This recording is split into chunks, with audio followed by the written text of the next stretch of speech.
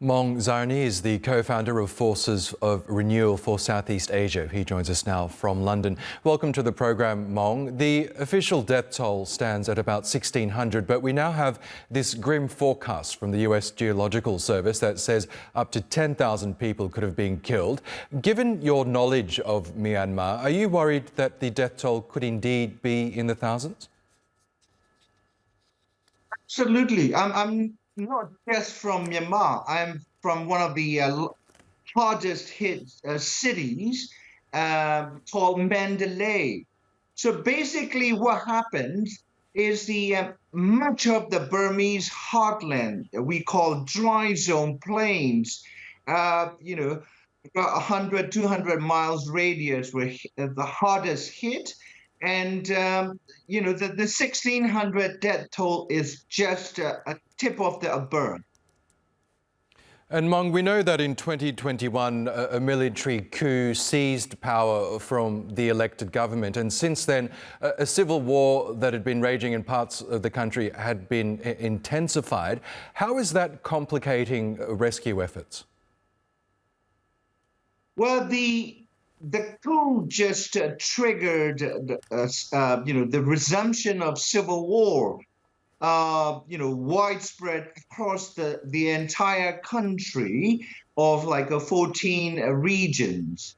But this was preceded by, low intensity civil war sporadically across different regions for basically 70 plus years since, the country regained independence. And so this is a country that both the governmental infrastructures and society have been vastly weakened by 7 decades of low intensity civil war, compounded by 4 years of intensive, full-scale, military conflicts with multiple fronts, with the junta at the center. So we are not prepared for this level of natural calamity. And so extraordinarily, the military junta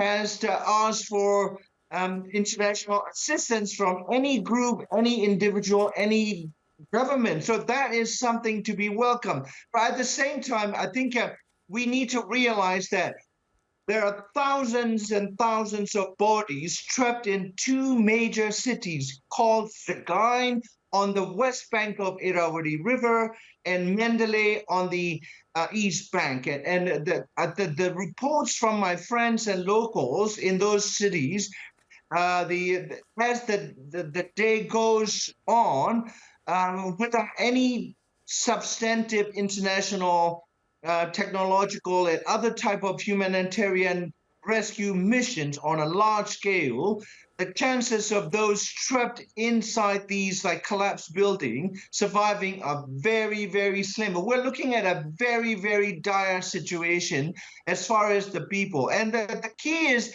for the military and different anti-military resistance organizations to have a ceasefire initially, and then look at the longer-term solutions to bring the civil war to a close, because this is just killing everybody.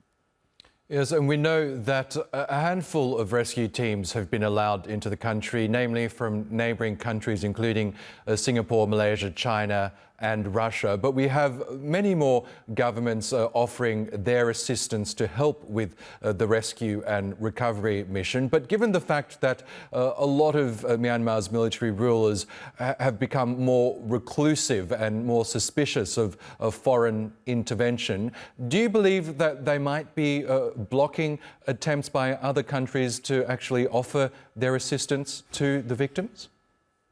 No, I don't think so. I think that, that's why I say it is unprecedented for a reclusive and inward-looking and xenophobic military leadership from day one, from get-go, on the 28th of March, when the earthquake actually hit, two earthquakes hit the dry zone, and including the capital of the military junta, which is also severely damaged. He asked for international assistance. That's unprecedented because the military is like, the rather nationalistic, and they pride themselves being self-sufficient. They realize that the scale of the devastation is far more than they can cope with. That they can't even deal with the damage in Naypyidaw, which is their own capital, the satellite, newly built capital, about 20 years old, let alone the massive dry zone devastation. And so I think the international community should actually go, fully fledged into Burma with all kinds of, assistance. And, like Russia, even the United States, that is a mess domestically, that seem to be moved by what Donald Trump saw as a major tragedy. He's on the record saying we're going to help the country. So I'm not a fan of Donald Trump to say the least. But I think the world seems to be ready to help. But the longer term scenario is that this civil war has to be brought to an end. Okay, Maung Zarni, we will have to leave it there. Thank you so much for joining us on the program. Thank you.